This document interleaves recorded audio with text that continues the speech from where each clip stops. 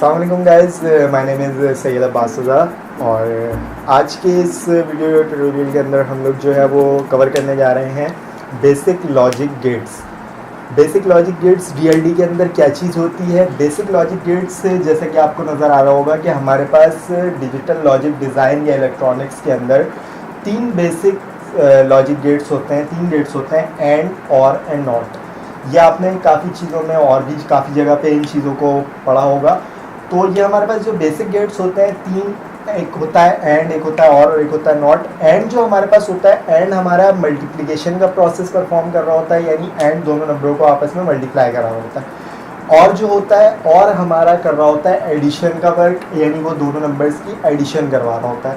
उसके बाद जो नॉट होता है, नॉट को कहा जाता है इन्वर्टर, यानी कि कम्प्लीटली हमारे आंसर को इन्वर्ट कर देता है या हमारी वैल्यू को इन्वर्ट कर देता है। अच्छा, बेसिक गेट्स जो होते हैं इनके यानी कि अगर आप इसको एज ए सर्किट डिज़ाइन करना चाह रहे हैं तो उसके लिए आपको इनकी आईसीज मिलती हैं मार्केट से।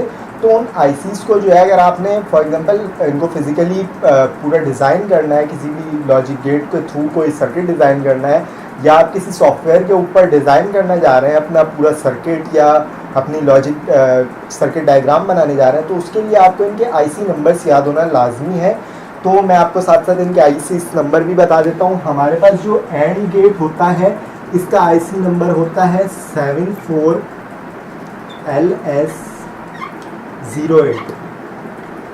ये हमारे पास एंड गेट का आईसी नंबर होता है। उसके बाद जो हमारे पास और गेट होता है इसका आईसी नंबर हमारे पास होता है 74LS32। उसके बाद जो हमारे पास नॉट गेट होता है, नॉट गेट का हमारे पास आईसी नंबर होता है 74LS04।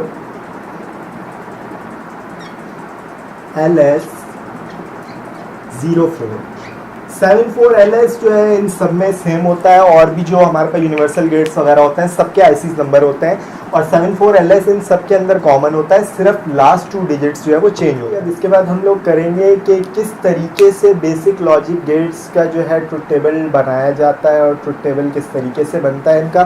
तो आइए चलते हैं ट्रुथ टेबल की साइड पे। सबसे पहले हम लोग ये करने जा रहे हैं एंड गेट का ट्रुथ टेबल हम किस तरीके से बनाते हैं। ट्रुथ टेबल से पहले मैं आपको एक और चीज़ बताते चलूँ, सॉरी मेरे याद नहीं रहा, रिप्रेजेंटेशन होती है फिजिकल के किस तरीके से गेट को रिप्रेजेंट किया जाता है वो हम देख लें। उसके बाद हम लोग इसके ट्रुथ टेबल की साइड पे आते हैं। एंड गेट का ये साइन होता है हमारे पास, ये हमारे पास 2 इनपुट्स होती हैं A एंड B, और ये हमारे पास C आउटपुट आ रही होती है इसकी एंड गेट के अंदर। उसके बाद जो हमारे पास और गेट होता है ये हमारे पास A एंड B इनपुट आ रही होती है। इसके बाद ये C हमारे पास आउटपुट आती है। उसके बाद हमारे पास आता है नॉट गेट। नॉट गेट हमारा सिंपल एक ट्रायंगल होता है, और ये हमारा इसकी 1 सिंगल इनपुट होती है और सिंगल ही आउटपुट होती है। ये हमारा नॉट गेट होता है। फॉर एग्जांपल A हमारी इनपुट है तो B हमारी आउटपुट होगी, और इस तरीके से इन तीनों गेट्स को रिप्रेजेंट किया जाता है। अब हम आएंगे इन गेट्स के ट्रुथ टेबल्स की साइड पे कि किस तरह से इन गेट्स के ट्रुथ टेबल्स डिज़ाइन किए जाते हैं। सबसे पहले हम लोग एंड गेट का ट्रुथ टेबल बनाने जाते हैं। हमारे पास यहाँ पर एंड गेट 2 इनपुट्स वाला है। एंड गेट की 2 इनपुट्स हैं हमारे पास। 2 इनपुट्स के अंदर हम लोग क्या करेंगे, एक बॉक्स बनाएंगे, इसमें हमने 2 इनपुट्स लेने हैं। ये हमारे पास A होगा, ये हमारे पास B होगा, और ये हमारे पास C होगा।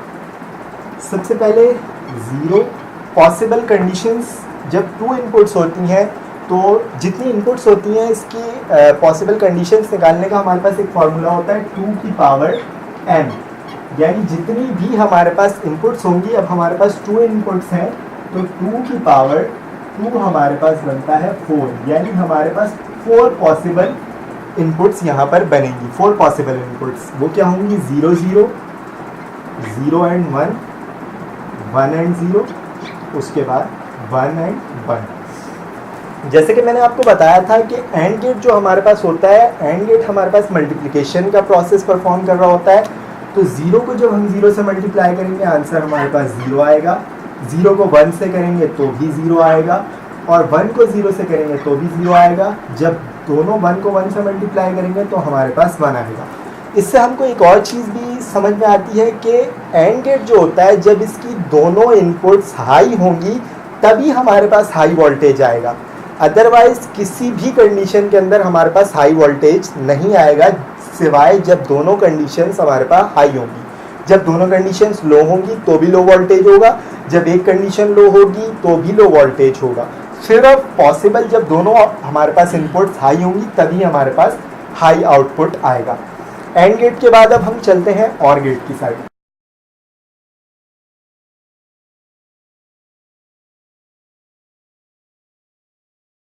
और गेट का अब हम ट्रुथ टेबल बनाएंगे।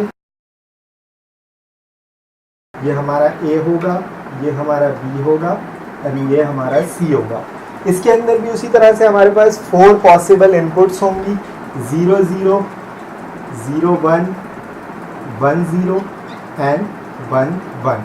हमारे पास आउटपुट किस तरीके से आएगा, और का जो ऑपरेटर हमारे पास होता है ये होता है, और का गेट जो होता है ये एडिशन का प्रोसेस परफॉर्म कर रहा होता है, यानी ये एडिशन करता है। तो जब 0 0 ऐड करेंगे तो 0 आएगा, 0 1 1 1 0 1 एंड 1 1 1। इस चीज़ से हमें क्या नज़र आ रहा है कि और गेट जो होता है इसकी हमारे पास तमाम आउटपुट्स हाई होती हैं हमेशा, सिवाय जब हमारे पास दोनों इनपुट्स लो होंगी, उसके अलावा तमाम आउटपुट्स जो है हमारी हाई होती हैं। जब हमारी बोथ इनपुट्स लो होंगी तो हमारी आउटपुट भी लो होगी, लेकिन अनदर कंडीशन किसी में भी हमारे पास आउटपुट जो है वो लो नहीं आएगी। ये हमारा हो गया एंड गेट। इसके बाद अब हम जाएंगे और नॉट गेट की साइड पे।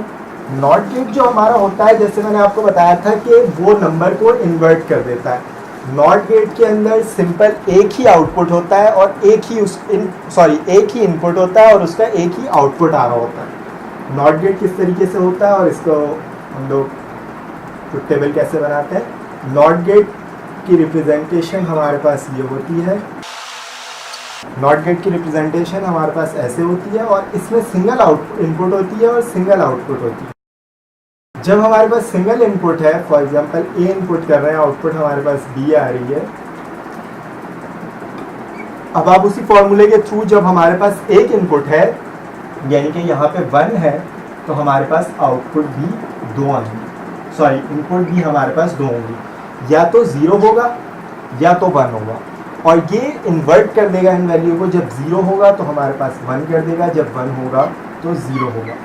ये एज अ कॉम्प्लीमेंट या एज अ इन्वर्टर हमारे पास काम करता है। नॉट ऑपरेटर जो नॉट गेट जो होता है ये वैल्यूज़ को इन्वर्ट कर देता है। तो आज का हमारा लेक्चर यहीं पे ख़त्म होता है। आप तमाम व्यूअर्स से गुजारिश है कि हमारे चैनल को सब्सक्राइब करें और मज़ीद वीडियोज़ देखने के लिए हमारे चैनल को विज़िट करते रहिए। इंशाल्लाह। अल्लाह हाफ़िज़।